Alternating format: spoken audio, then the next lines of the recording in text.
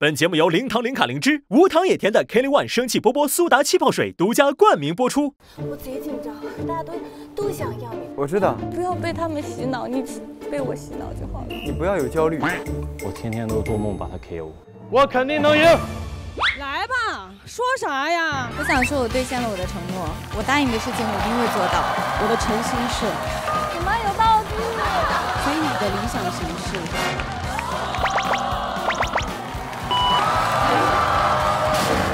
我没戏了，我直接就放弃了。有请季明赵磊、孙睿、乃万是连续的打击，漂亮！乃万发力，孙睿再次进攻，赵磊重拳，赵磊的重击，纪凌尘连续的反击，纪凌尘漂亮！我们来宣布最终结果。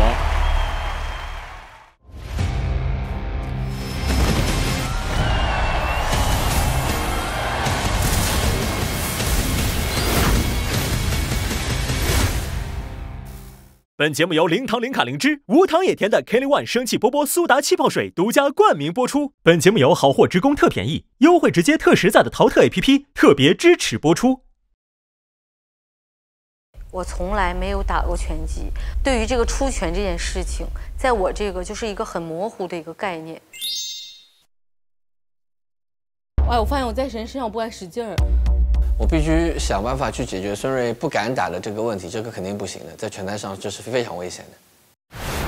孙睿来一下，来，我今天找了一个对手，让你跟他打一下，尝试一下。好，准备，打，出拳，别怕，出拳，出拳，出拳，出拳，没什么好坏的，你怕了他打到你，打出来，别怕，看到空当就进攻，好拳，继续。不好，继续，不要退出来。其实我第一下打他的感受，就是想要还击，打到我了，我就得还击。转，漂亮。打完这一场之后呢，我觉得我接下来对于跟比赛中的真实对手，打比赛的话，我觉得我更有信心了。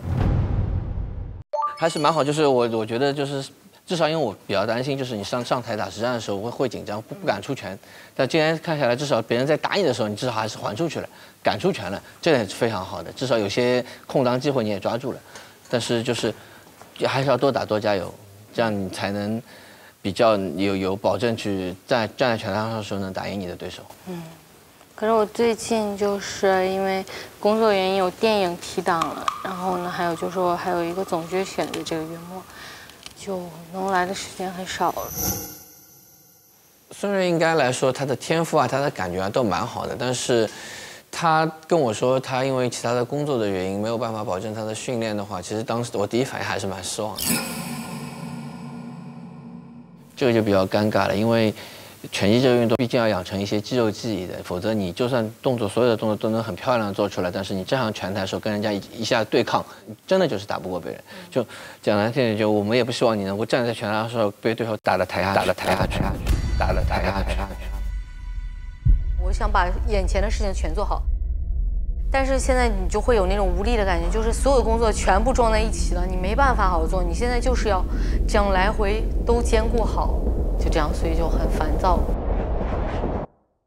就是教练，你可能不知道，就是总决选对于他们每一年来说是非常重要的一个活动，所以他还要为总决选排练，你还要从总决选排练里面还得准备，主要是对，所以这些都是要时间的，都全部都挤在一块儿，都是7月8月的事儿。那怎么办呢？我们肯定一定要安排而且我们每次来这里来回的路程大概有3个小时，3个多小时。尽量要安排啊，否则真的是打不赢对手的。你保证不了训练的话，你真的是打不了比赛。所以这些都是要时间的，都全部都挤在一块儿，都是7月8月的事。系统的训练尽量要安排啊，否则真的是打不赢。其实我也很焦虑，看到我的经纪人和老师教练就是一直在因为我的这个时间方面就是在这样子对嘛。然后呢，我其实内心很矛盾，因为我每个事情都想做好，但是现在确实是都堆在一起了，所以我现在就是想要让大家看到我是想要好好的把美健身做好，然后也是想努力的挤出所有的时间，然后把所有的事情都完成，然后也能让大家看到我的这个决心和态度，全力以赴。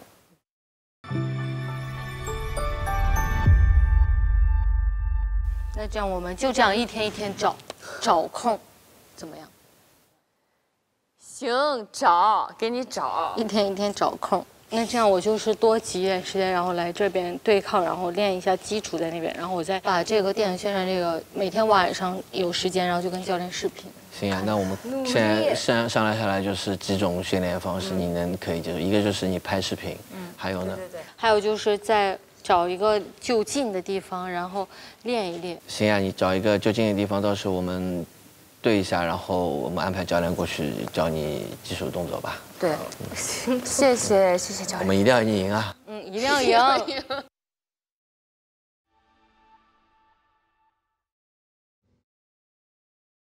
Hello， 大家好，我是 SH48的孙我是 SH48的孙瑞。SH48的孙瑞。好的，来，我们打个1、2、3，看一下1、2、3 ，1、2、3，2，哎，不错，身体稍微侧一点，不要过了这边，前臂和手臂的夹角稍微收一套，不要注意呼吸。1、2、3 ，good。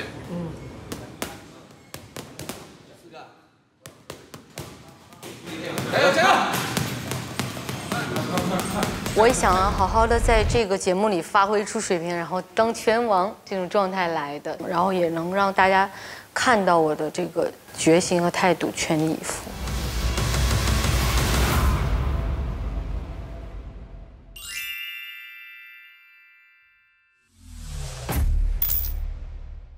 开始我们的训练吧，小一点，不用太开，对，就踩在这个线上就 OK。他的热身或者说节奏一开始都要比其他人更慢，让他慢慢的进入状态。2、1、2、1、2、3、4，多闪。健身的话，我也真的是没有尝试过，就还挺慌的，我也不知道接下来要发生什么。他主要就是身体素质，所以我一直在加强的就是心肺功能，让他的体能耐力还有爆发力都增强一些。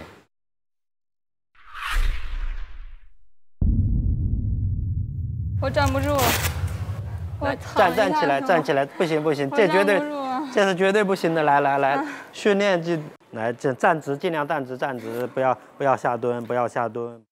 他既然他要站在擂台上，而且他要去比赛，而且还要一场按照我们职业拳手的规则去比赛，我觉得那训练就是应该是严格的。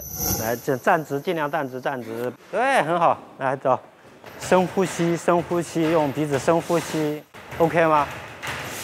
然后我们训练还可以继续吗？我再缓一下。OK。万事开头难嘛，第一次要是就这样结束了，那也有点太丢人了。继续，1、2、1、2、1、2，对，来，这手段后退，你看。从他的消息，他说他之前没有接触过太多的运动，甚至来说这种拳击都是第一次。整体下来，我觉得还是不错的，而且后面的状态会越来越好。OK， 开始，这回合密度就要大一些了，呼吸一定主动的，吸得漂亮。我现在体能已经不是第一次拍摄的时候我的体能了。走，4个，1、2、3、4。他那个心率明显已经达到了180，接近200，但他硬生生还是站在那里对着打或者进攻啊这样子。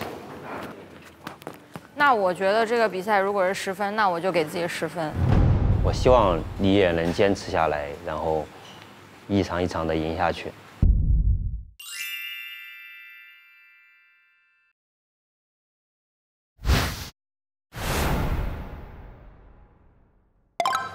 今天不需要特别累，就是最主要把动作反正再回一下，2个，走，蹦，好的，不错，2个，加侧传，哇呼，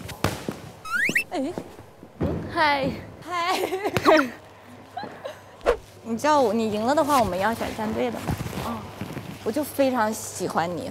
谢谢。不会就一个人，就你喜欢我，然后别人没有人喜欢我。大家都很喜欢你。哦，真的。那得是好好考虑。你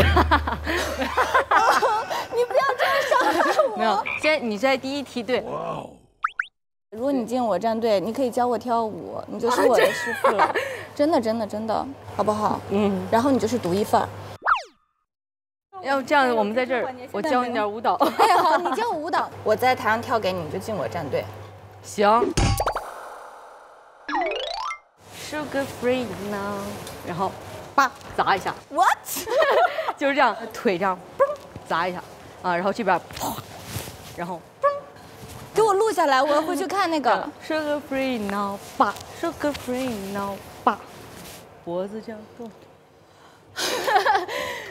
哎，对，好，就这个。如果我跳下来，好，跳下来就马上就进你战队。真的，说话算话。说话算话。我赢了。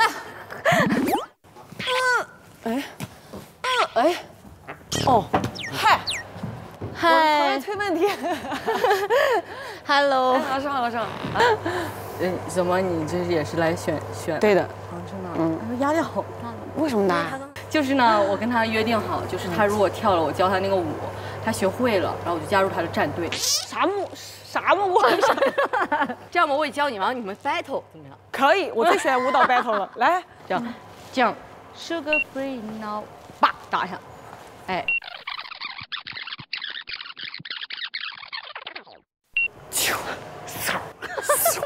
结束了。所以这是个口技吗？啪啪啪。你现在有更多的技能，你如果连这个都说出来了，那你选择率更高。哦，来，又是我了，是不是？就是我，就是你了，就是我了。来，为我加油，为我支持我，让孙瑞选我，打在公屏上好吗？行啊，我回去练口技去了，拜拜。这个我的加分项就是受怕那些是吧？对，这是你的加分项，主要是自信。自信的女人会被你选择。对，好，我练口技去了。那你有想过，如果你赢了，你要去哪里吗？就是因为现在很多人邀请我，凡尔赛，很多人来邀请我了。首先，你得分清楚一点，我们3个经纪人呢，都是不是很了解你们的情况下来跟你们有这个接触的，所以他们给你的任何承诺，你千万不要相信，因为全部都是想要谁赢了的时候，当然赶紧来我这队，但是这不代表他们本身觉得啊你一定会赢啊或者怎么样。哦，他们不觉得我本身会赢，是不是？不一定觉得你本身会赢，因为我告诉你个现实，我告诉你个现实，现实就是我们3个都没有看过你们真的啊。那他们昨天死吹捧我，是不是都是假的？当然是假的。天哪！当然是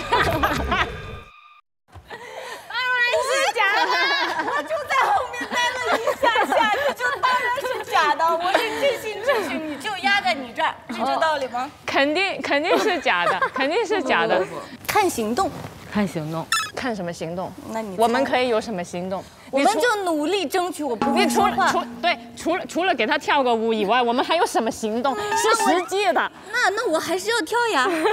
但是我告诉你，我们看现实，跳个舞对你的打拳绝对没有任何好处，反而我告诉你，现在我们队里面有谁？有林丹老师，进步这个东西呢？是互相影响的，是慢慢影响的，所以你在这种有奥运冠军的情况下，你懂吗？还有你的进步就会是飞速。我讲干货的，我不给空口承诺，很潇洒走了。你想想哦。好的。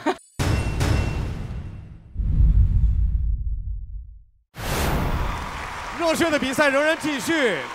本节目由无糖也甜的开利万生气波波苏打气泡水独家冠名播出。首先，让我们有请大力3哥孙瑞。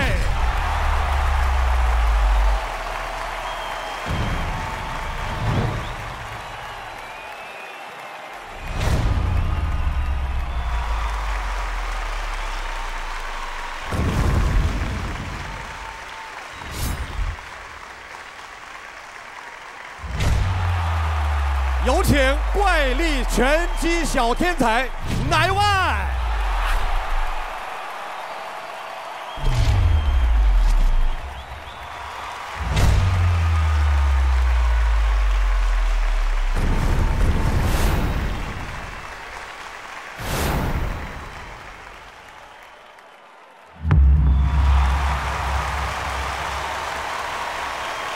我对女孩子下手会轻一点的。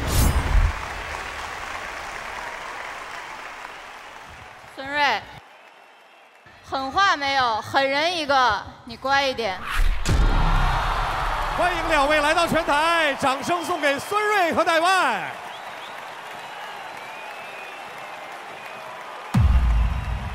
乃万这一身是怎么个解释？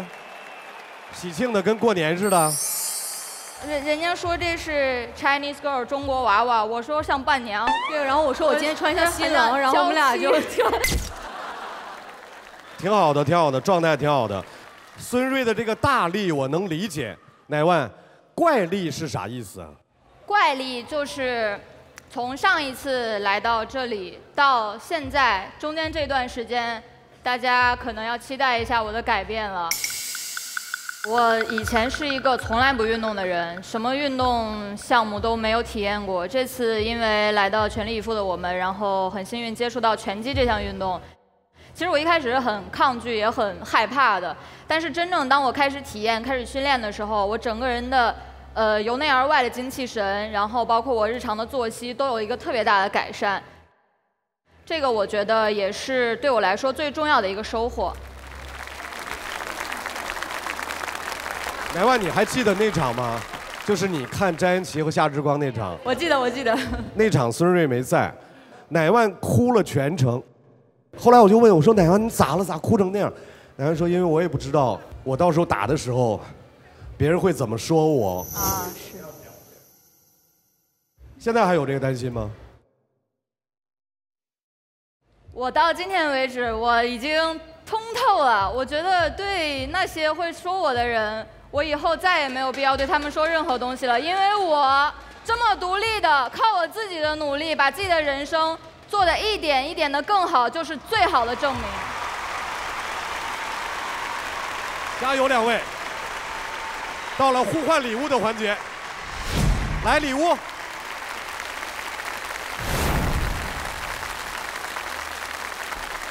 我来替您拿着您的尚方宝剑。就是我现在这是一份小礼，是一袋大米，我最爱吃大米饭，所以我把我现在最喜欢的东西送给你。我今天要送孙瑞一个非常实用的东西，叫做正骨膏。希望你可以用得上。用不上，放心吧。来，做好准备，等一下我们拳台上见。2位，加油！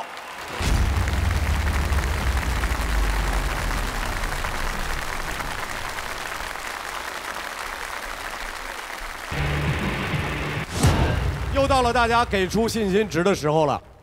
那么接下来就让我们一起来进入凯利万生气波波揭秘时刻。大家一定非常想知道2位拳手的优势和劣势，我们特地邀请了波波侦探为我们去打探了一番，跟着零糖、零卡、零脂的波波侦探，让我们去一探究竟。拳击大赛，力气可是不可缺少的武器。今天这2位可都是有着大力水手一般身手的哟。来看孙瑞，看起来瘦瘦的身体，却有着大大的力气。他扛人技术一流，曾就因扛起斯外哥而喜提热搜。当你正想称赞孙瑞不愧是个扛把子时，那你们未必也太小瞧他的实力了。他不仅能扛，还能拔呢。在 SNH48 团每年举办的运动会拔河项目里，他所在的队都是获胜组哦。看到这儿，你可能觉得大力三哥的名号实至名归时，万万没想到他还有一项大力绝技，就是掰手腕。他在团里是一掰一个赢，目前为止 SNH48 团里还没有谁是他的对手呢。像孙瑞这样能扛能拔还能掰，加上臂力大，在拳击里无论是肉搏还是小幅度发力重击，都是有很大优势的。乃万的后缀关键词你知道的，高冷、霸气、耿直、勇敢，以及你不知道的自诩虚势。真的打的话，我这个给大家展示一下我的骨架，你看看，这是能打人的这个样吗？这不太像。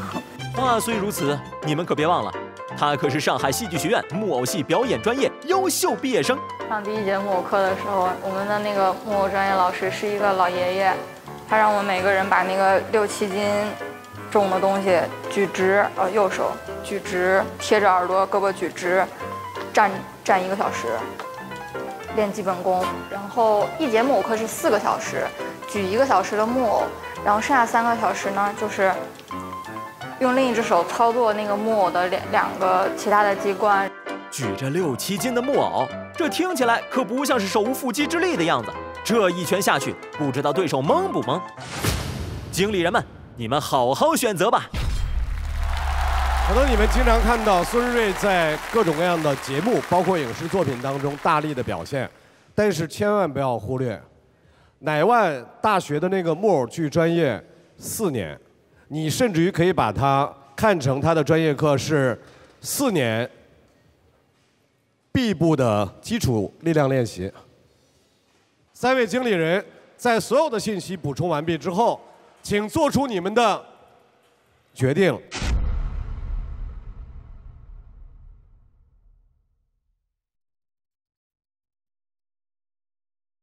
我们3位经理人给出的信心值是邓紫棋5星，全部给乃万，理由是去探望孙瑞的时候，他说。他选人呢，他得通过一个什么舞蹈挑战，我觉得我没戏了，我直接就放弃了。2位年轻的女生会给我们带来一场如何精彩的比赛呢？全力以赴的我们，让我们掌声欢迎孙瑞、乃万。下面我们进行赛前称重。在双方提交体检报告的基础上，专业医务人员将在赛前对双方进行心率、血压检测以及身体状况的问询。双方选手还将依次进行赛前称重。47.5、47.65。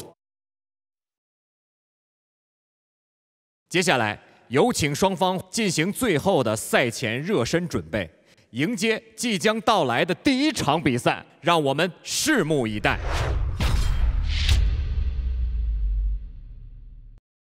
首先欢迎蓝角拳手孙瑞。孙瑞不仅有着超级有型的肌肉线条，大力3哥的名声也是远近闻名，徒手掰榴莲、徒手扛人都不在话下。期待大力3哥孙瑞的精彩表现。让我们欢迎红角拳手乃万。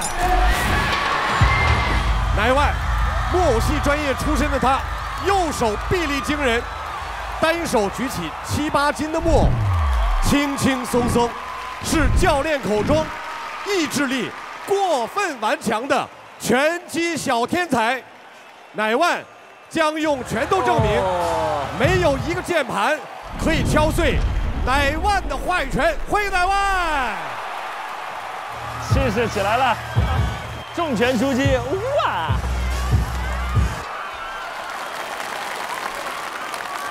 两位选手还需要做一些赛前的准备，我们来为大家介绍一下我们专业的团队。奥运会中国官方拳击解说王彦博老师，欢迎彦博。赛事监督郭聪，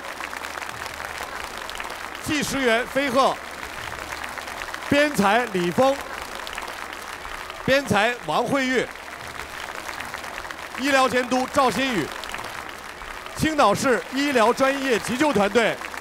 本场比赛台裁李文颖。现场的各位观众朋友，大家准备好了吗？对战即将开始，让我们拭目以待。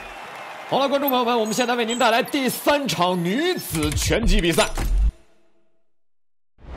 由于体重啊，女子只有1个级别，所以选手的体重重一些的会更加有优势。乃万也通过了自己的努力，把自己的体重跟对手达成了一致。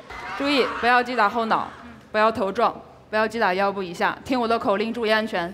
碰拳套。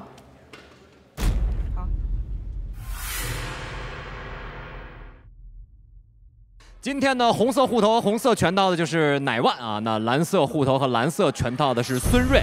因为看女生比赛好紧张，把我给看紧张了。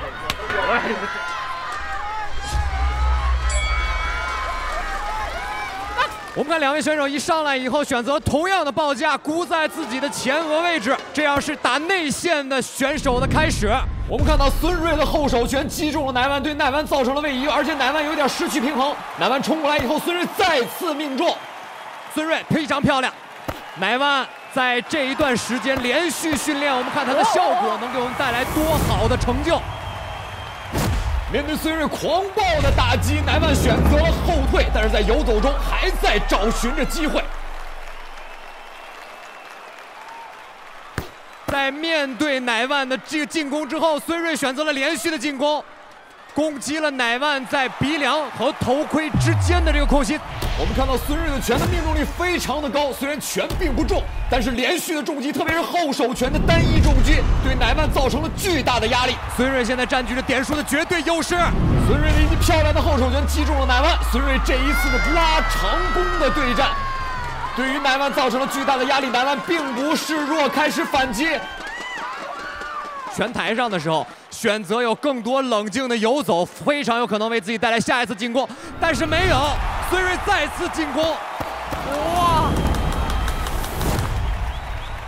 这一场比赛变成了一个单方面的打击秀，乃万到目前为止的打击点数屈指可数，而孙瑞已经获得了非常不错的点数打击。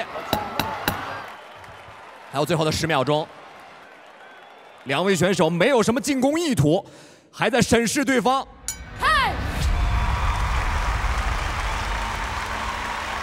在第一回合的比赛里面，我们可以看到孙瑞采取了上来就先发制人的打击方式，而且也上来就找到了自己的打击距离。在第一回合的整场比赛里，孙瑞是以较大点数领先于乃万的。其实对于乃万来讲，把两个手抱起来就可以控制到对方很多个前后手的迎击。在第一回合中，明显表现更好的是孙瑞，所以第二回合对于乃万来讲是一个压力更大的回合。你不能靠这种猥琐，你必须要把后面2个手拉下来，主动压上去他打，不能再移动，主动赶压上去。我只能打他肚子，因为他不太防肚子。打肚子也打头也好，要往前走，不要往后退。我就不抓他吧，好累，我抓他才累，我打不累。你可以卡住他，你不一定要跟着他跑。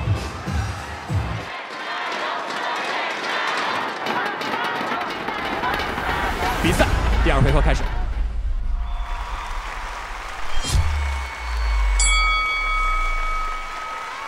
好了，下面来到了我们比赛的第2回合。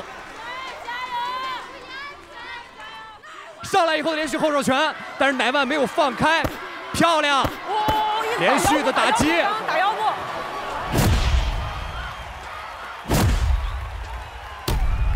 漂亮，连续的打击，跟对方进行白刃战，乃万退了，孙瑞还是选择了屈臂防守。哇！乃万一记后手的抡摆滚肩的摆拳，把所有的力量击中到了孙瑞的身上。漂亮，右侧侧向的摇闪之后的后手直拳，这一次孙瑞没有打中乃万在后侧的右后摇闪。再举！乃万的后手拳，再一次。这一回合的乃万更加强势一些，相对于前面游走的乃万，这一回合乃万要跟对方打对攻了，这才是我们要看到的。面对孙瑞后手拳的重击，现在乃万只要把手抱起来做屈臂防守就可以防住，而乃万选择了前手前冲，双方在对攻上的区别还是很大的。乃万是用了自己后手的抡摆拳，而孙瑞选择了前手去试探距离，后手的直拳。而此时乃万的边角要提醒他在主动进攻，乃万终于觉醒了。但是孙瑞的这一套连续的拳法虽然不重，很清晰并且准确地克制了乃万的进攻。在擂台上，有的时候你退到后面就已经输了，而乃万没有选择防守，选择了连续的重击。根据我们拳击的判定规则，如果点数差距不大的情况下，重击可能会作为拳手的判定标准。孙瑞的后手拳的直线非常的准确，而乃万选择了抡摆拳。双方在互换的情况下，孙瑞命中对手的机会更大一些。在第2回合一上来，乃万选择了用后手拳面对对手量更大的进攻，用质换量，这是乃万第2回合的战术。乃万在面对对方进攻的时候没有选择防守，是以攻代攻。而孙瑞在抓住了一次连续进攻以后，我们看连续的打击，命中乃万。前2个回合乃万的出拳数没有对方多，而且被命中了更多的拳数。对于乃万来讲，第3回合要把所有的体能打完，才有可能拿下比赛。加油！第2回合乃万就发力了，就突然很强大。他不是那个小小的乃万，他就变成了一个非常厉害的女拳手的感觉。孙瑞必斩场，这不就是林丹打包春来的方法吗？一低头就进来，近身打，各种往里钻。哎呀，这回合乃万要拼啊，搏一把。腿有点。来，走，坐正，坐直。鼻子吸气，多深呼吸。我不累。不累吗？不累。必须要拼了，最后一个即使被KO也必须要拼，我们不能怂，知道吗？这一头，你的重拳打我的重拳，全部一下打到他身上，知道吗？不能再等了，不能再犹豫了，不能再往后退了，1分钟很快，你知道吗？哎，我们现在是赢了吗？已经。2回合对赢，但是第3回合还要拿下。啊，真的不能让谁。你能打正鞋不是最好？眼神坚定一点，最后一回合必须拼了，不拼就没机会了，是吗？只要你把最后一回合把所有的体能拼出来，敢主动压上去，你就赢了，对吗？就最后一个回合了。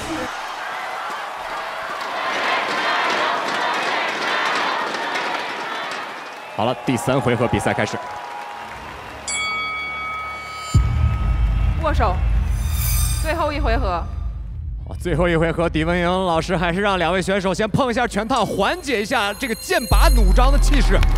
加油！加油！加油！比赛开始，最后1个回合，乃万这1回合没有什么后退的余地了，这1回合就要跟对方拼。乃万在打击到对手的同时，也中了不少拳。孙瑞还是选择了，我们看包夹抱得很稳，前后手打击，乃万反击漂亮。相对于前2回合，乃万漂亮，右手的摆拳。我们看到2位选手的耐力比我们想象的要好很多，双方到了第3回合仍然有很高质量的对攻，而且乃万的这次抡摆拳漂亮，这一次的抡摆拳是打出了自己的气势，并且也打出了对手的气势，双方就像被点燃的2个火药桶在互相对战。哦，大家上去！乃万再次的移动，前手拳，我们看到乃万用左手支肘支在孙瑞的颈下，而用右手去击打孙瑞的腹部，这也是 Dirty Boxing 非常典型经典的战术。这个比赛的动作是会被警告，但不会被压点的。红脚，不要这样。裁判警告了，不可以支肘。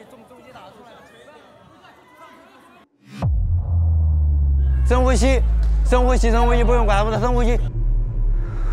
比赛要最后的30秒了，而乃万这个时候需要扭转战局，他需要更多的重击，更多的有效进攻。而对于孙瑞来讲，这场比赛的开局对于自己非常的有利，只要能够求稳，这场比赛孙瑞就可能拿下。乃万带着自己的斗志站到了擂台的中央，跟孙瑞互相的对攻。孙瑞依然是前手来试探距离，后手直拳的压制。而作为乃万来讲，后手的抡摆拳并没有发挥出可以发挥的空间。面对乃万的猛烈进攻，孙瑞能否守住2轮的优势？而乃万的逆风翻盘也并不是那么容易，双方已经都拼尽了全力，这才是全力以赴的擂台我们所期望看见的。乃万的后手抡摆漂亮，恭喜2位选手。有请医务监督上台对双方拳手进行检查。没有特殊不舒服的吧？没事，别吃别太。对，给他吸点氧，吸氧。没有特殊不舒服的吧？没有，好的。这一轮啊，不好说。其实有机会平手。应该不会打平，他会按小动作算。孙瑞很冷静，他没有去强攻，也没有在乱拳。他按照自己的节奏在打，那乃万他也在有自己的节奏，但是呢，说实话是有一点点乱。如果他更冷静一些，其实也许会更好。下面宣布比赛结果。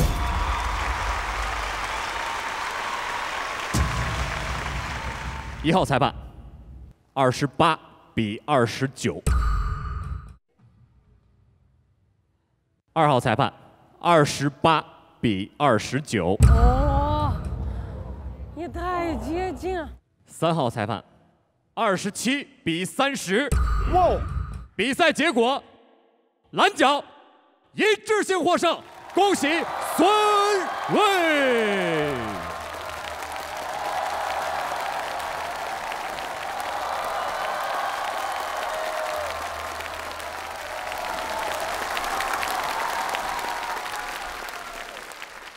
我觉得奈万已经很突破，因为你看他在台上很拽，其实他私底下是一个非常小女生的人，就是特别爱撒娇，然后特别可爱。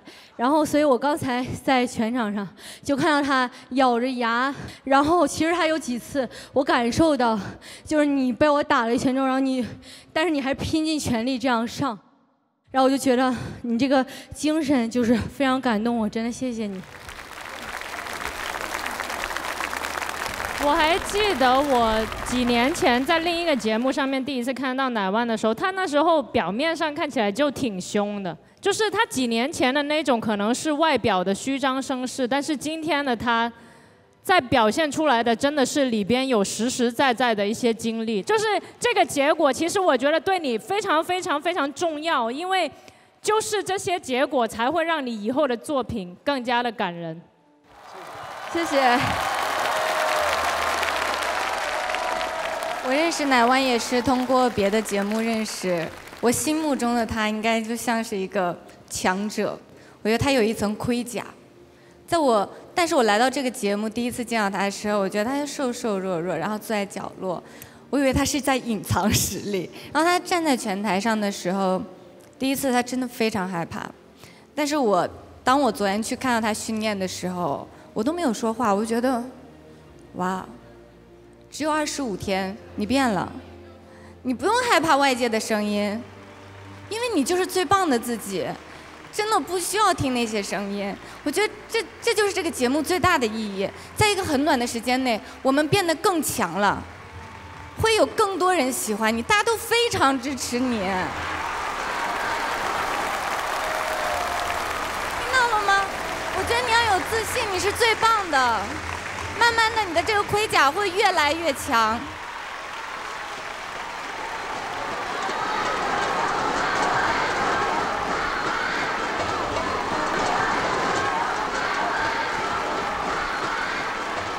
其实大家是不是所有人都在说乃万好像有一个特别坚硬的外壳？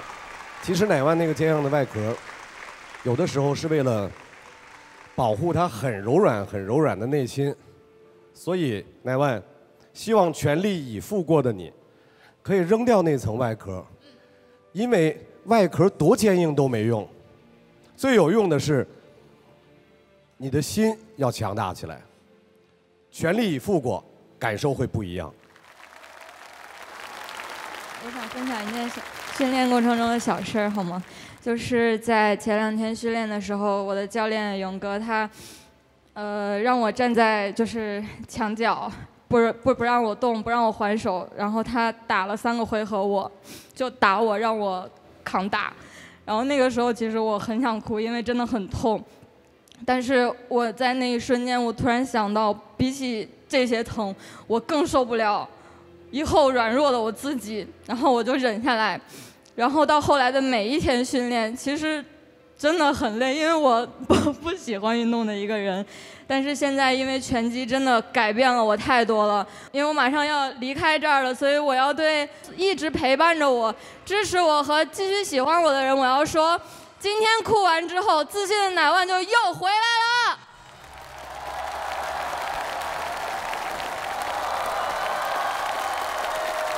谢谢，让我们把掌声送给因为全力以赴而重新自信起来的乃万。谢谢乃万，再见。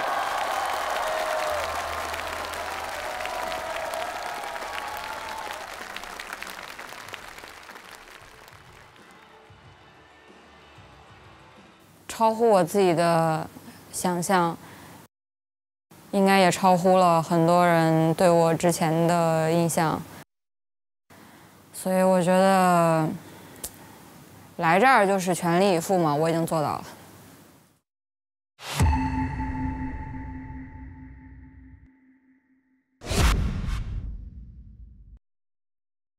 来看一下，目前我们3位经理人在信心值上给你的分配情况。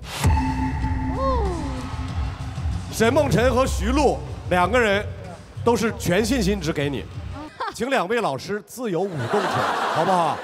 通过你们的舞动，哇，你看徐璐现在连坐姿都已经舞动了起来。好的，来吧，说啥呀？来，走起来，徐璐。他出的考题每个人都不一样，有的需要歌，有的只需要口技。我是口技。沈梦辰的公演舞台。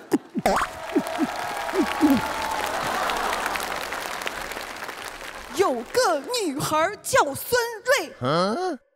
有个女孩叫孙瑞，她貌美如花，18岁，唱歌跳舞样样会。哎，你说怎么着？我觉得你回来我对。哎，朋友，你是不是误解了很多的曲艺形式？怎么了嘛？这个曲艺形式不叫口技，叫数来宝。那么在看完了沈梦辰的数来宝表演之后，我们再来看一下徐璐。我想说，我兑现了我的承诺，我答应的事情我一定会做到。虽然没有跳那么好，因为我只有一点点的时间，我从昨天晚上一直练到1点半。哇！然后我今天穿颜色是白色，我头发颜色，我只能找到最接近的颜色。对。太有诚意了。好了，直接选吧。好的，徐璐的 show time。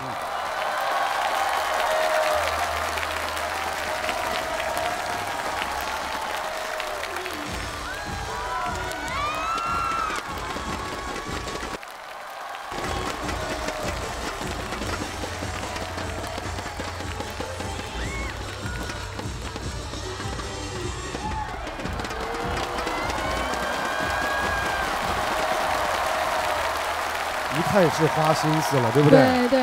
还原度怎么样？非常高，100%。非常好哈，好嘞，2位都已经尽心了，表现出来了自己的诚意。来，孙瑞，告诉我们，你选择加入的是徐璐战队，还是沈梦辰战队？徐璐战队。不好意思，我也太可怜了。他从昨天就是一直特别真诚，那个眼神一直冒着光，然后感觉随时都要哭了的感觉，非常诚恳。祝贺孙瑞加入了徐璐战队。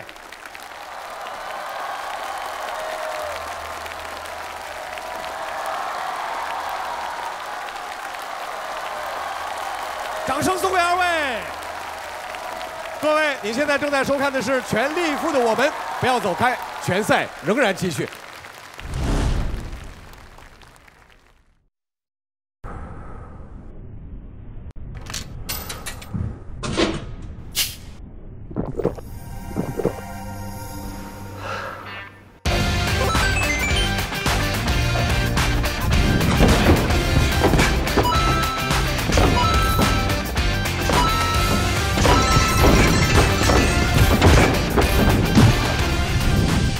Kelly One 生气波波，零糖零脂肪零能量，一口生气波波注入生气勃勃。本节目由好货直供特便宜、优惠直接特实在的淘特 APP 特别支持播出。那你想在节目里面呈现什么样子的纪凌尘呢？一条直线做到底，我就要拿冠军就好了。你极力想拿冠军，是想改变大家过去对你的认识吗？我也有点想不明白，因为难道你就是一直跟你的这个过去啊这些东西剪不断吗？我觉得大可不必这样，因为你本来就很坦荡的一个人，你做这个事就是 OK， 我就是这样。那你打算回去1天几练？2练，玩命。走，手举起来，速度快点，蹲下来，拉起来，甩起来，手臂甩起来。加油，4个。我要把我这个所有的潜能，所有的这些东西激发出来，把它拼下去。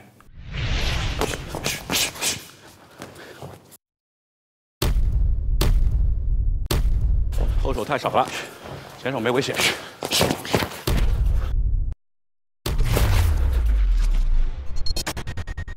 教练这个拳打的我还算轻的了，之前跟几个朋友打的时候，哇，那个鼻血。来，再来，还有10天呢，干！对，不然我没危险。Nice， 还不打还不走，要不然打就不走。好的。他在其实训练的时候，其实有很多情况下是给我惊喜的。就我有时候会觉得，哦，这个训练其实对你蛮难的，你有可能不行。但是他有时候给我，哎 ，OK， 我 OK 的，那我觉得很棒。Nice， OK， 还不错。燕觉跟赵比的话，谁的胜分大？我。这么坚决。对。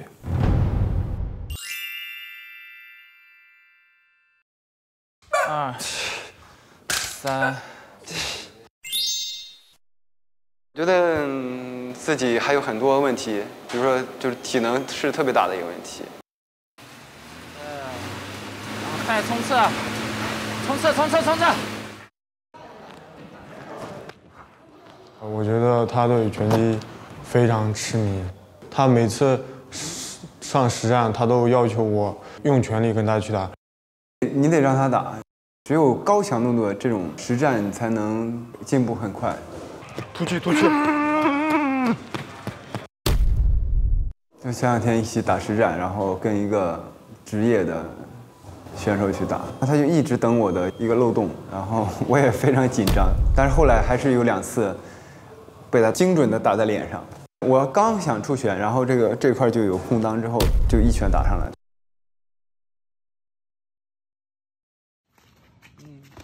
所以你一定得多打，多打之后你才会进步得很快。赵磊其实是一个完美主义者，去参加这场比赛，他希望能拿出120的状态来完成这样的一个比赛。通过这个节目呢，我就想做一件就是自己能够控制、把握，然后努力去做成功的一件事情。你今天训练状态不太好，怎么了？这2天压力太大了，头疼，然后睡不着觉，实在是要炸裂的感觉啊！有什么办法吗？吃个止痛药吧，会感觉好很多。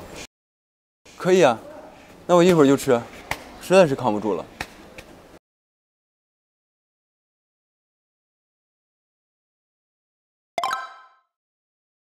纪凌尘跟赵磊这一场，在我们第一次看到他们2个展示实力的时候，我觉得应该所有人都会偏向赵磊。哇，这臂长太长了。他好专业哦。哦，走得好。好快啊！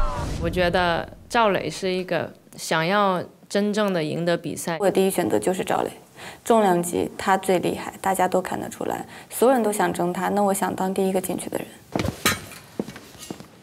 老师好，露露来了。我知道大家都很想要你，我也很想要你。我希望你不要有压力，打出自己最好的状态就好了。然后我去了解一下你，我觉得我们俩共同点非常多。大家会跟你说战略，但我觉得只要你来到，我非常非常需要你。我也不知道为什么我现在话这么多，我靠近你一点好不好？我贼紧张。我也紧张。你不要紧张。我知道。你是最棒的，你有实力，你害怕什么？大家都想要你，但我不希望我的到来给你造成一个压力。没有。紧张。我给你准备2本书，一本是零焦虑，我现在非常焦虑。然后一本就是为什么我睡不着？因为你不累。不，我累我也睡不着。因为你不够累。最重要的是，我有一只猫，我的猫叫百万，你的猫叫俏俏，但是你的俏俏虽然有一个邻居，你的邻居叫奶昔，我家有一只狗刚好叫奶昔，这不是攀关系。那只狗已经在我家出现1年，如果奶昔不够呢，我还有一只狗叫奶酪，一只白的，一只黑的，我们都可以成为好朋友。好的。啊，你不要被他们洗脑，你被我洗脑就好。好的。你不要有焦虑。我不焦虑，我都给你买书了。我的妈呀，推销自己好难呀！你感受到我的真诚了吗？感受到了，谢谢你。所以你必须来我的组，我需要你。好的，我好好考虑考虑。你要看着我的眼睛，我非常真诚的说，我需要你。好的。那你会来我战队吗？我得比完赛我再说，好不好？我跟你讲一些干货吧。我这边有非常厉害的林丹老师，还有张伦硕。你知道愈强越强嘛，所以你们一起训练呢，整个氛围啊，就是最有利于你到时候去争夺金腰带的。那对于你未来有提升的，怎么可以比奥运冠军在同一个战队里面一起训练更好呢？我们这边除了队友专业以外呢，这个经纪人虽然不是很专业，但是是在3个人里边最专业的那个。明白。你可以思考一下。我想想，我肯定好好想想。好的。我是真的就是很希望，我能感受到。然后我也可以就是给你带来快乐和开心，因为只有开心和快乐的时候，你才是最放松的。我好好打比赛，然后争取能够有机会去选择你们，我尽力的。是，这个是最重要的。对，只有你赢得比赛之后，你才有这个权利嘛，对吧？所以首先要打好比赛。对，加油努力，不要想其他没用的。拳台上不存在幻想。就不管遇到多强的对手，你都不能说哦，我打不赢，我不要打。所以我觉得我对自己是完全自信的一个状态。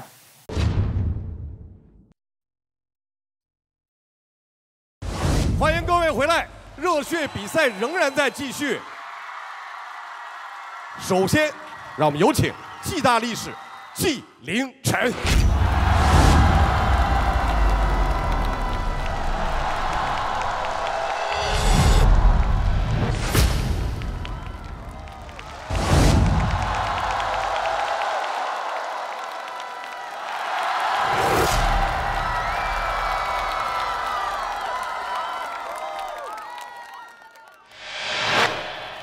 掌声有请身世拳王赵磊。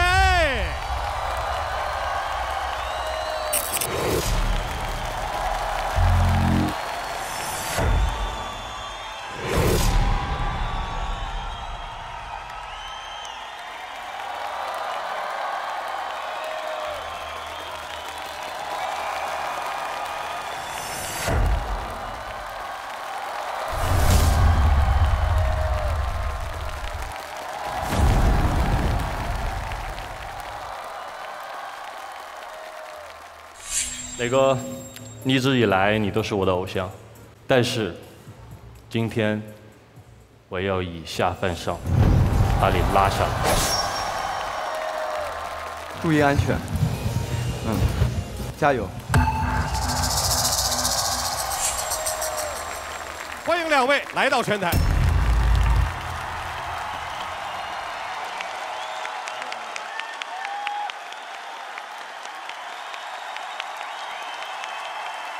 这么说吧，他们2位的对决呢，特别像金腰带总决赛的提前发生，因为他们2个的实力都非常棒。我们在筹划这个节目的过程当中，会征求很多教练的职业人的意见，有1半以上的教练推荐了纪凌尘。全力以赴的我们整个录制期间，他是把这个节目放在第1位。如果其他的工作和这个节目的练拳啊、录影发生冲撞的时候，一定是给这个节目让路的。实事求是的说，你练了多少小时？大概可能一天3、4个小时吧。赵磊，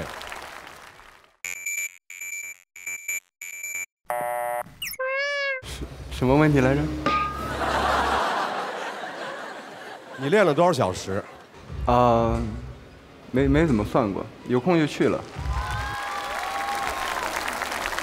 他们2个太像了，都是模特出身，而且在业界呢都有非常非常好的发展，所以在知道他们2位要在拳台相遇之后，朋友们也陆续发来了贺电，表达喜悦的心情。来，我们先来看赵磊的。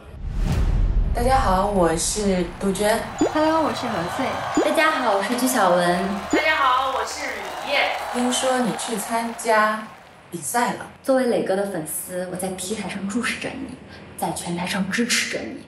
骑车登山看极光，磊哥够野。超模啦啦队集合完毕，赵磊加油哦！看一下纪凌尘的祝福视频。Hello， 大家好，我是纪凌尘的好朋友宋卫龙。Hello， 大家好，我是纪凌尘的好朋友刘晓阳。Hello， 大家好，我是张元浩。听说你去参加了全力以赴的我们 ，K 不 KO 别人，这是另外一说。我希望就是你自己一定要保护自己的安全。我也会在第一时间去优酷为你加油的。加油！加油！加油！嗨，老纪，知道你要去参加全力以赴的我们，真的很替你感到高兴。因为认识你这么久，就知道你是一个很默默努力、默默付出的一个人。然后这次又是你喜欢的拳击项目，所以我希望你可以全力以赴。好的，两位，我们一会儿拳台上见。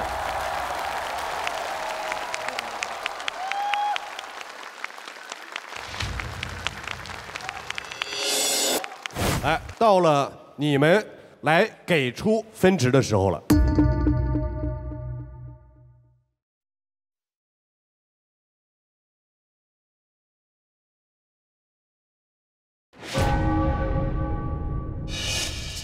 让我们一起迎来全力以赴的我们重量级的第一场比赛。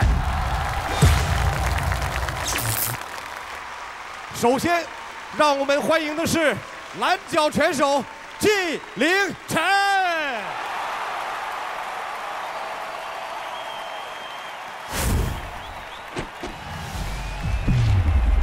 纪凌尘蝉联明星50米游泳的2届冠军。稳占大魔王宝座，媲美国家2级运动员的水准。期待纪凌尘释放全部的能量。看一下，很像运动员啊。接下来，让我们欢迎红角拳手赵雷。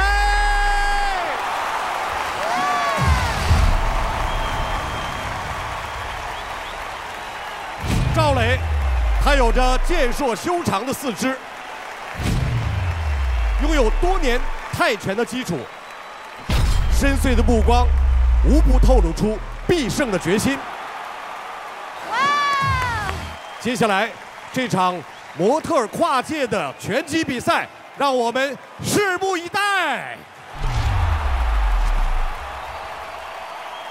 在2位拳手进行必要的准备工作的过程当中，我们也来为大家介绍一下本场的比赛台裁王林。现场的各位观众朋友，大家准备好了吗？我怎么突然好紧张？你又好紧张。对战即将开始，让我们拭目以待。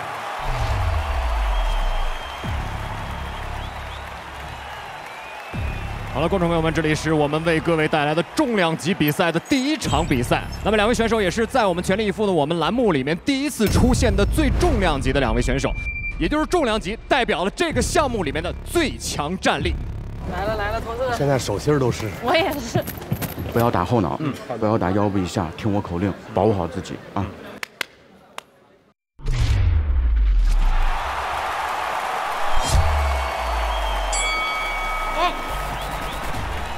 好了，观众朋友们，这里是我们为各位带来的重量级比赛的第1场比赛。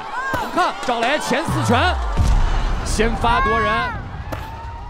纪凌尘还要控制一下节奏，来不及了。赵磊连续的重拳。纪凌尘这个时候并没有盲目的防守，而选择了前冲搂抱，这个战术是可以运用的。哇，赵磊的拳太狠了，对，还还不了。刚才赵磊是抢了一个先手，自己在先手中拿到了不错的点数。在我们的比赛中，以点数、有效打击和积极性3个判定的方面来控制对手。赵磊选择了碰拳。打斧，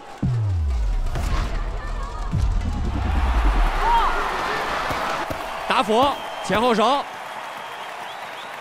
赵磊的前手拳的抡摆是很大的，他的攻击的命中率也不是很高。纪凌尘选择了在迎击中，赵磊箍住后颈进行上勾。纪凌尘现在需要应对赵磊前后拳的直拳。老纪根本就来不及还手，他现在主要是以防守为主。对。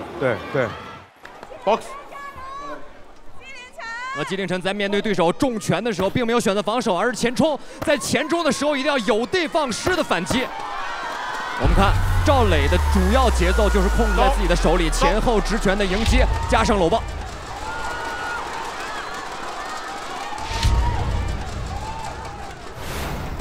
裁判有警告，对于赵磊的这种连打带搂的这个方式进行了警告。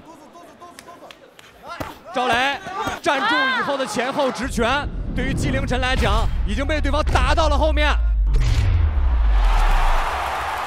赵磊一波连续的猛烈进攻，左右的直拳，连续的重击，纪凌尘有点防不住了。曲臂的防守显然不能防守对方的摆拳。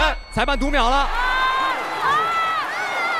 我们看到赵磊的右手轮摆拳命中了纪凌尘，最强力的重拳姿态。那几个重拳都结结实实的砸到我的下巴，还有我的头，还有我的肝上面。一下我可能就真的觉得自己要倒下了，其实我眼前是一黑了。我靠，我觉得太猛了，太猛了！在我们比赛的规则里面，两位选手的起评分为10，一旦被读秒一次，选手的起评分将回到8分。纪凌尘明显在第一回合面对赵磊的冲刺没有做好准备。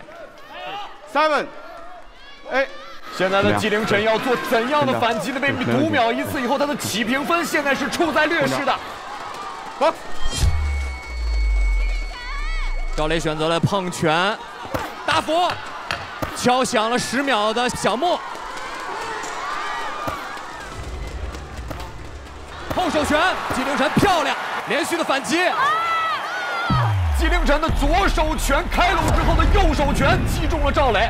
在被读秒以后的纪凌尘终于觉醒了，左右手的直拳给自己带来了不错的应变，以及为下一回合带来了不错的铺垫。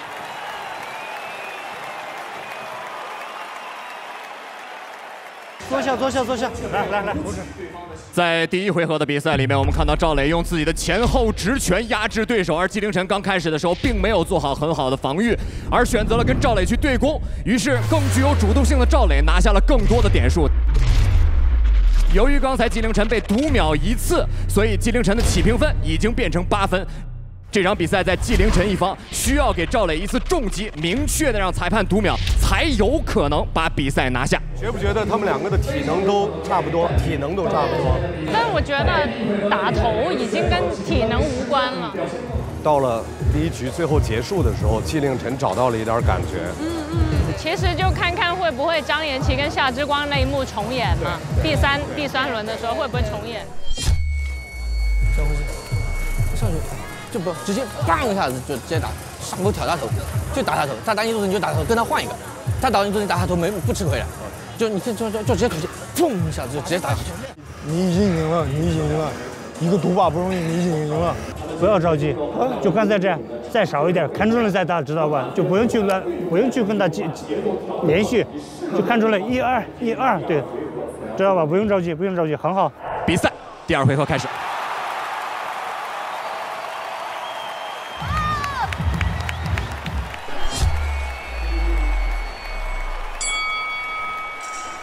好了，比赛的第2回合开始。那么两位选手依然是要进行进攻。赵磊前手拳再次刺探到对手纪凌尘，现在在找着自己的阵脚。赵磊突然突进的拳法，对于纪凌尘来，脚步如何压得进去，才是自己要做的最重要的方式。前手刺拳再次是赵磊击中对手。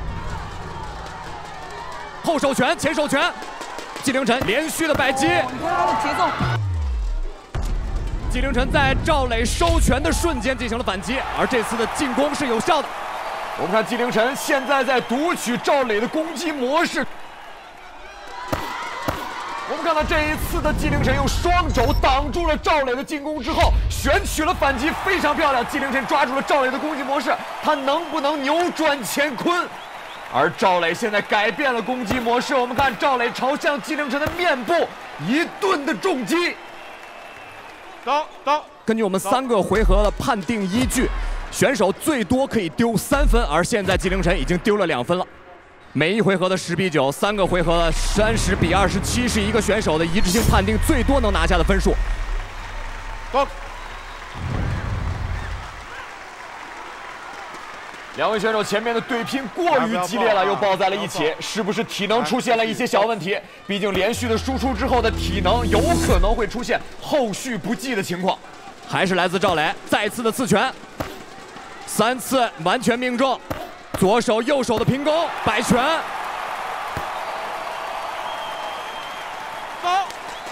赵磊的反应好快。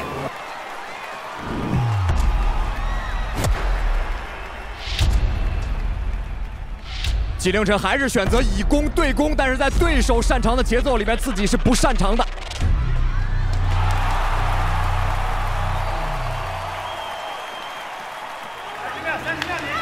头抬高，行吗？纪凌尘，裁判已经警告了，不可以头前冲，不可以拿自己的前额去压对方的头。还要再次冲上去进行打击，两位选手都属于臂展比较长的选手。纪凌尘的连续打击，赵磊进行了摇闪躲开，敲响了10秒的响幕。裁判选择了手势，叫停了两位选手，让两位选手从地面站起来。我们看到纪凌尘的体能应该是比较的差了，连续进攻以后自己的效果，拳法进攻的效果已经大打折扣。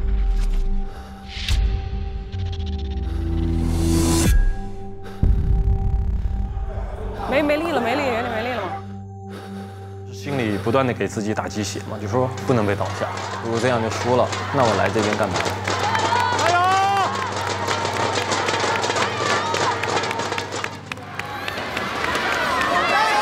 看我，有问题吗？可以，可以。我们听到了纪凌尘坚定的回答，这一句可以不仅仅是告诉我们这场比赛会继续，也是告诉他自己在全力以赴的擂台上，他还没有放弃。纪凌尘的连续反击结束了这一回合，两位选手真是堪称精彩。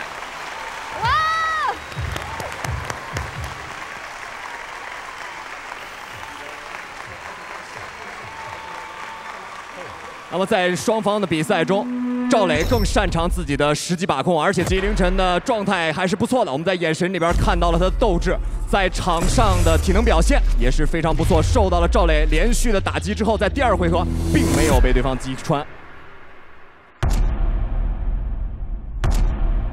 他们其实太厉害了，手加紧，就当就盯着他脸打，哪有别的，就盯着他脸打，正中间打。他吃直拳，他也没钱了已经。你要赢了，你要赢了，赵磊，你要赢了。最后2分钟一定要不停的打拳，一定要主动。最后一个回合很重要啊！对，最后一个决定你胜负，一定要主动进攻。两位选手的体能已经都到了底线，在我们3回合的比赛里面，第3回合可能会出现2个人的分水岭。谁的意志力更坚强，才可能会拿下那场比赛的胜利，未必是打拳打得最好的那一个。奇迹之所以称为奇迹，就是因为我们总在期待它的出现，而它在关键的时候会出现在我们面前。这个时候，掌声和观众的支持才能给他们带来更多的鼓励和支持。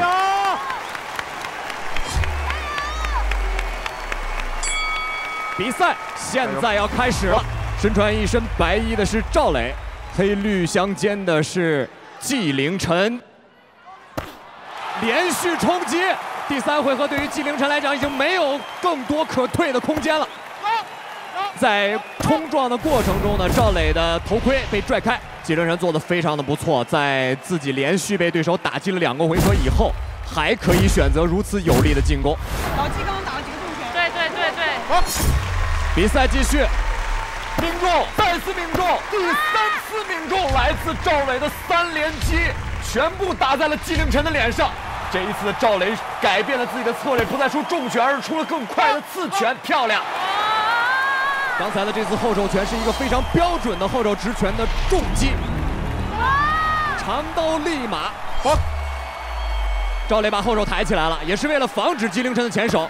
赵磊非常聪明，做了左侧的摇闪，右手的摆拳，在后退中被纪凌尘挤在了绳圈边上。我们看到这一次纪凌尘的前手拳刚刚出来，赵磊的连续进攻就破解了他的进攻。走。他们前场打3拳就抱住了，没有，而且没有力气了，已经没有力气了。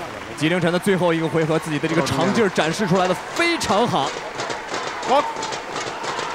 可是纪凌尘突然发起进攻了，但是赵磊明显反击中击中了纪凌尘，哇，好重的一拳，而且直切中线，这也是拳击里面最想要的中线理论。走，走，分开。裁判出现口令，两位选手要分开。比赛的时间已经不多了，纪凌尘的体能已经见底了。 手搭在绳圈上，这样裁判会叫。安掉，安掉。没有，而且没有力气了，已经没有力气了。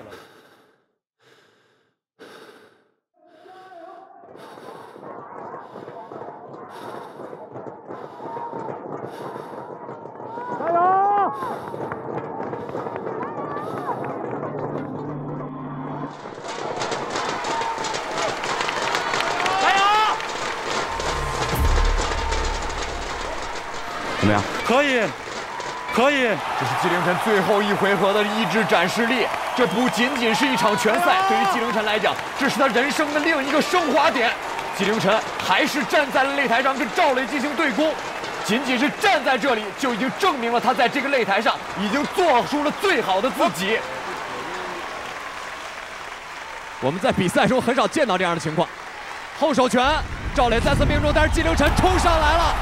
纪凌尘已经不顾自己的距离了，现在所有的意志都是冲到对方面前跟对手硬磕。走。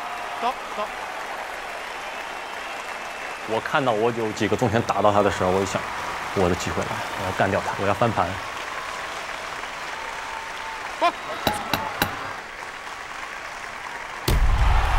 非常清晰的打击，加上自己很好的主动性，这一回合无疑是纪凌尘的。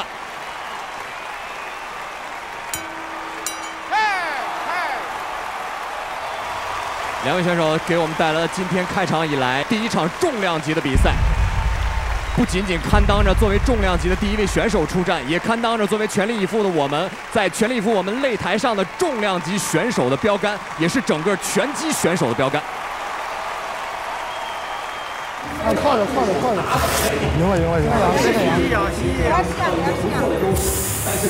他们其实太厉害了，对，别的比赛感觉还有就第3回合都没见，但他们感觉每一回合都很激烈。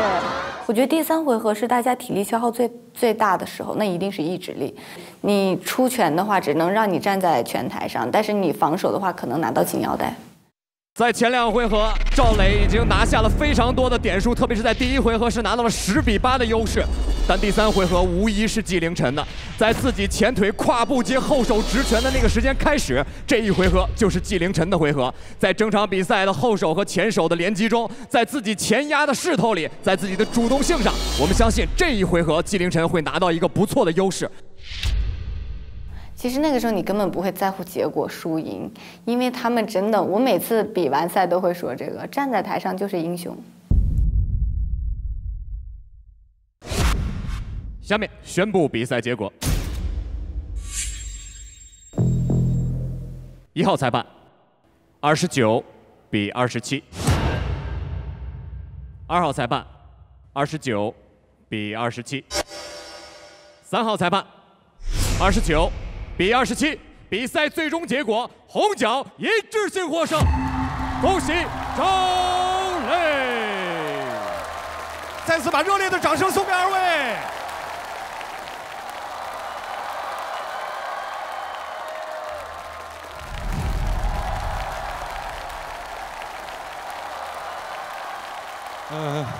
我一开始录这个节目的时候，我说啊有谁啊？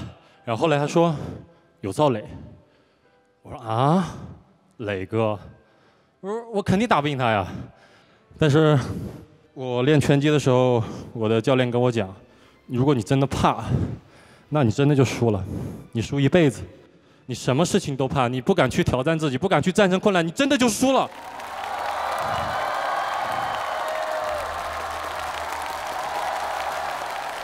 我能输给赵磊。 我觉得我服，我是服，我可以被 PK 掉，我可以被淘汰，但是我觉得拳击的精神不能被打败。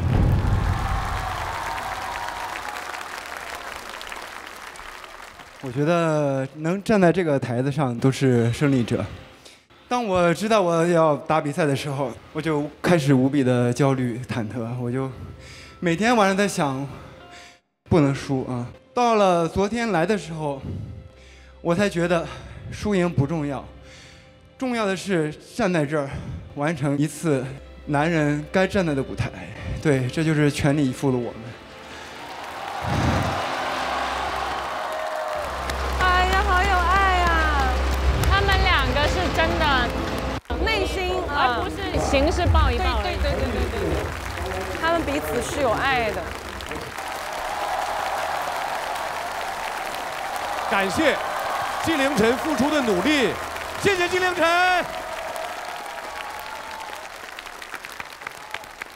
加油！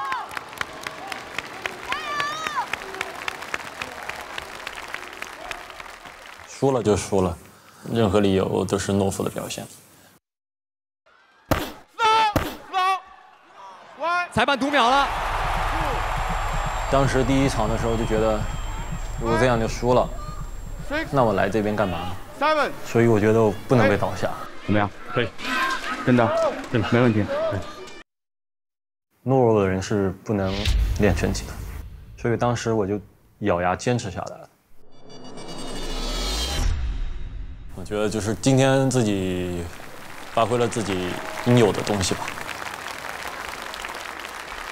把自己心里那份勇气、勇敢、果断都给表现出来了。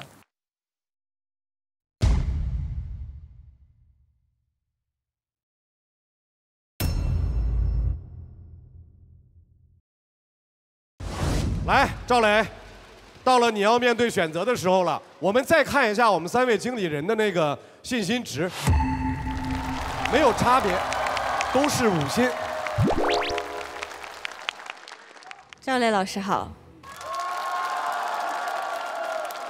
我非常希望你来到我的战队。我不会打拳，但你会，你可以教我。最重要的一点，我有一只猫，我的猫叫百万，你也有一只猫叫俏俏。我希望百万成为俏俏的第一个好朋友。我觉得我就想要你。然后还有，等一下。你喜欢看星星，我是内蒙的，草原上很多星星，非常好看。你去不了草原，我把星星搬到你的房间给你看，治疗你的失眠。我非常希望你来我的战队，我非常需要你。徐璐的这番话太打动人了，是做了功课的。好，我想说的第一句话是：你不需要看星星，因为你就是一颗星星。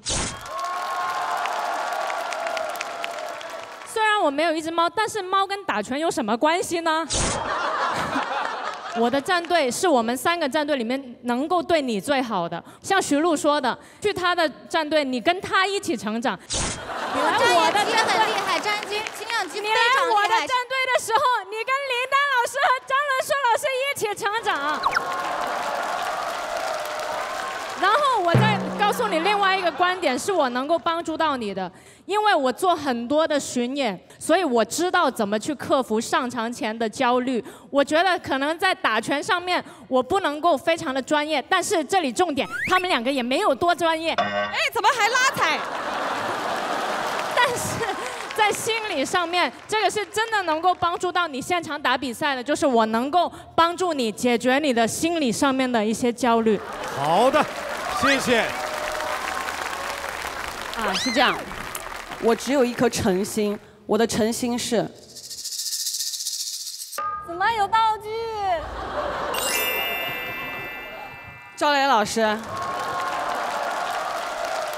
这是我总结了一下，你荣耀时刻，然后最重要的时刻都在上面。然后赵磊老师，这是一个14，因为他出道14年。14，其实这里还有一笔没有完，就是接下来要放你拿到拳王带金腰带的照片。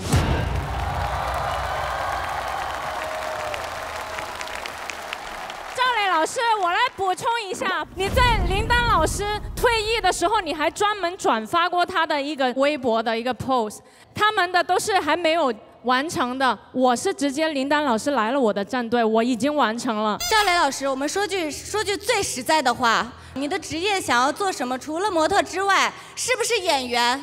那这里面只有我一个是演员，你要不要？我希望我可以跟你搭到戏。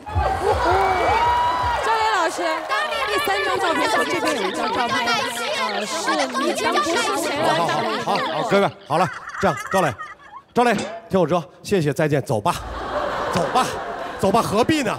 啊，面对这样混乱的局面，退赛吧。别走。好，各位，所有的表述全部结束，不让我们再说。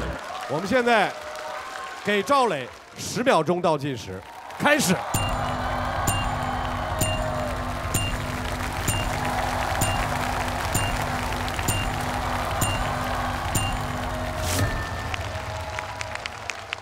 对，我选择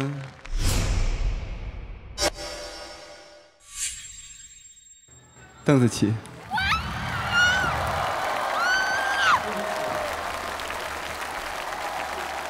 赵雷老师，我为你做的这一切，麻烦报销一下，好吧？我家猫也不要跟你做朋友了。对不起，大家，对不起。来吧，让赵磊穿上邓紫棋战队的战袍。帮我把这个给他。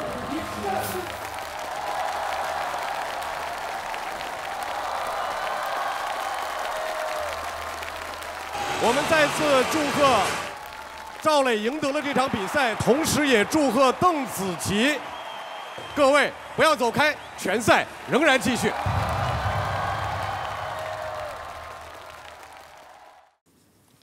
Hello， 在这儿吗？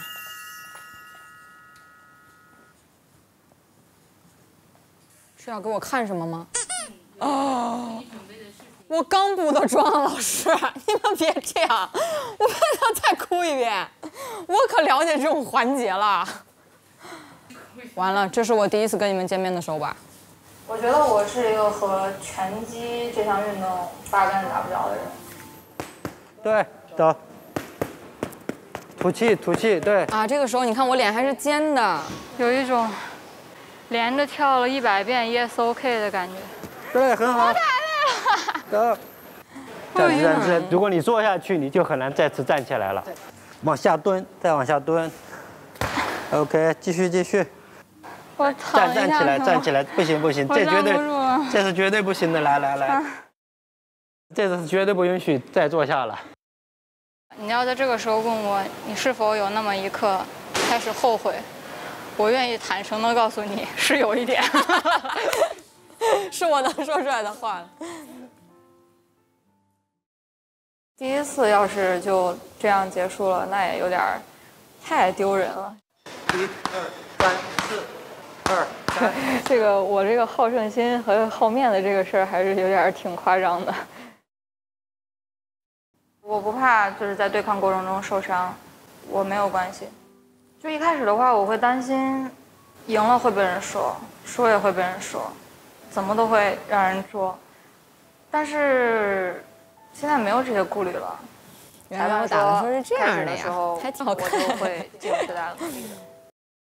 我不怕被打，也不怕输，我不会倒在这个地方，倒了我就再站起来，倒了我就再站起来，一直站起来。艾乃万，在我心里面一直是一个非常勇敢、喜欢突破自己的女生。不要气馁，你的表现已经真的很棒了，你展现出的能量真的有那种惊艳到我的感觉。相信我，下次你一定会做得更好的，加油！我做到了呀！我们的脸艺人乃万，有勇气站在这个舞台上，其实你已经很棒了。所有的挑战呢，你都在挑战不可能，然后呢，一直成功的顺利。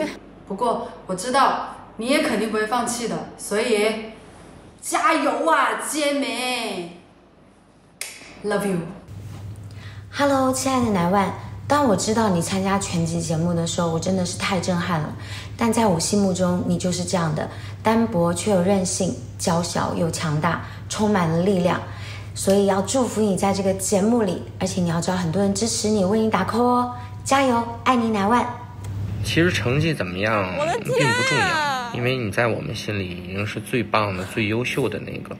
这些你走过的路，都是你未来的经验，都是你宝贵的财富，都可以让你以后变得更好。我觉得也不要气馁。太难受了，我大学的老师到现在还一直坐在轮椅上呢，但他是一个非常优秀的人才。优秀是一种习惯，你已经非常优秀了，做得非常好了，所以也不要给自己太大的压力。累了呢，就停下来歇一歇；遇到瓶颈了呢，就看看其他的东西，然后博采众长，让自己变得更丰富、更充实。送你一句话吧，可能你毕业了，到现在已经很久没有人跟你说，你就是上戏，加油！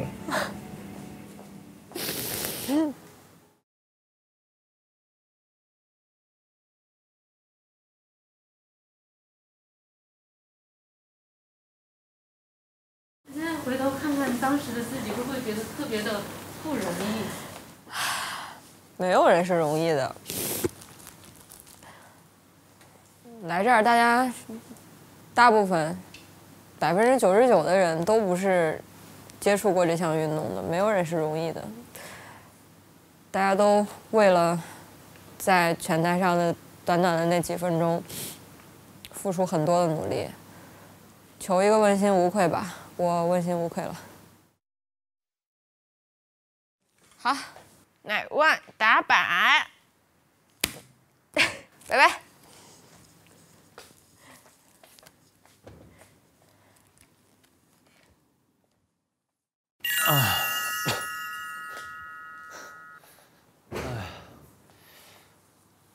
好累。您这边准备了一个小短片，你看一下好吧？好。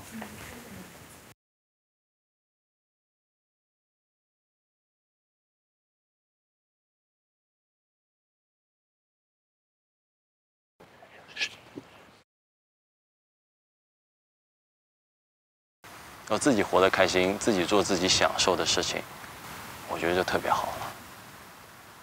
所以来这个节目，就是我觉得打拳是我很享受的一件事情。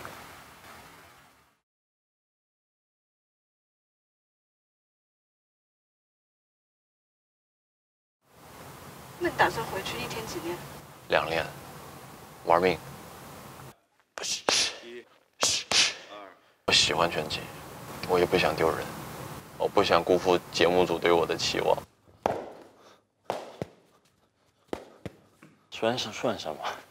重要的是能够金腰带。我操，小嘴！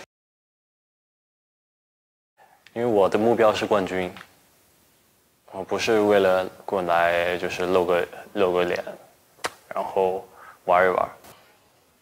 因为我觉得啊。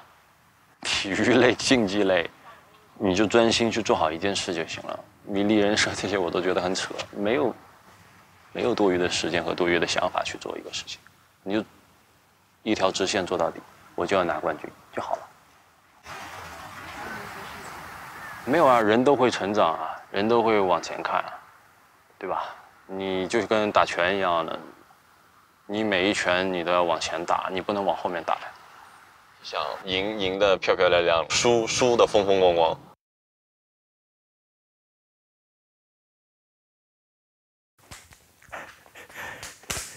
输的风光吗？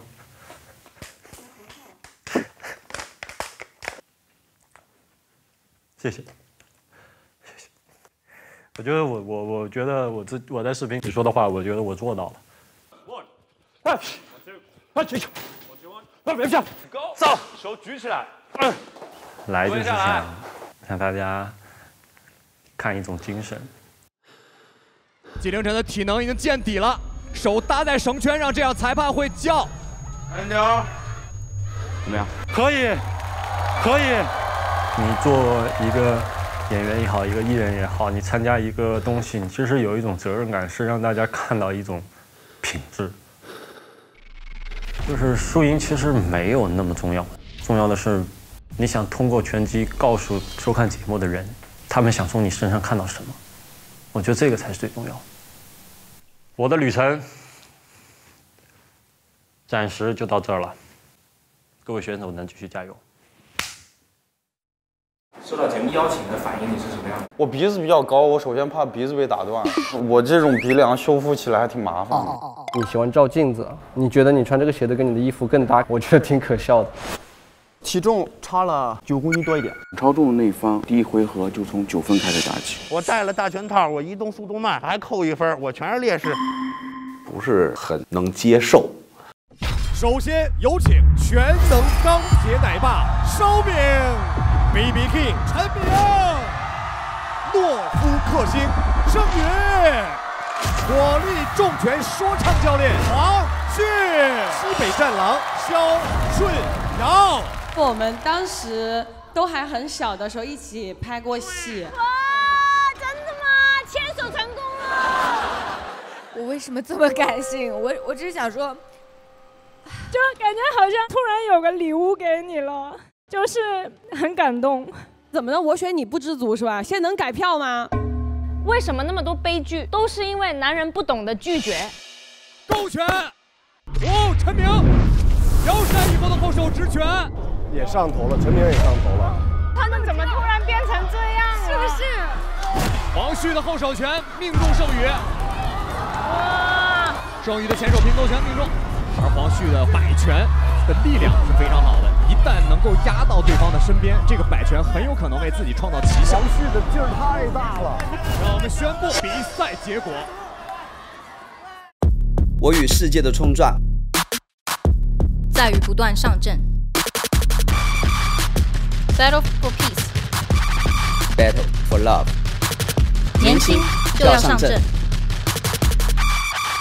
Hello， 大家好，我是陈小云，我是黄旭，我是李斯丹妮，我是王晨毅，我是向佐，我是肖顺尧，我是徐璐，我是赵磊，我是张伦硕，张元琪。光明优酷艺术教室，光明优酷艺术教室，光明优酷艺术教室，帮助更多的贫困山区小朋友们学习艺术，强健体魄，学习艺术，强健体魄，学习艺术，强健体魄。跟我们一起，跟我一起，跟我一起，跟我一起帮助孩子们，帮助孩子们，帮助孩子们，帮助孩子们，帮助孩子，帮助孩子们，加入我们吧！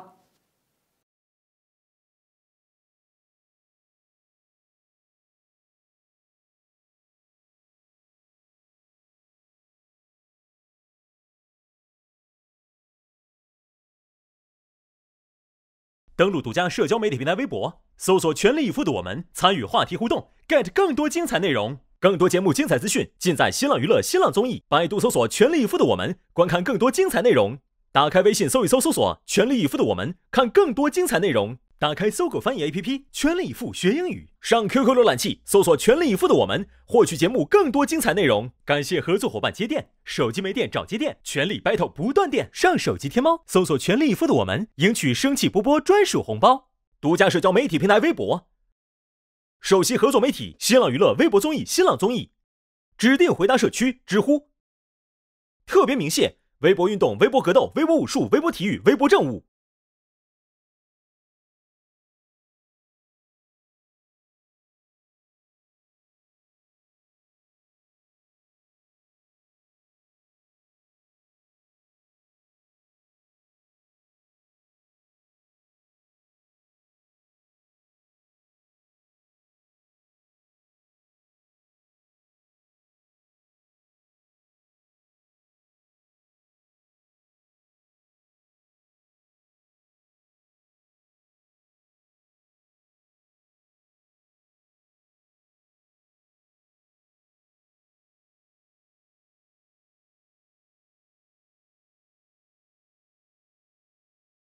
这世界很酷。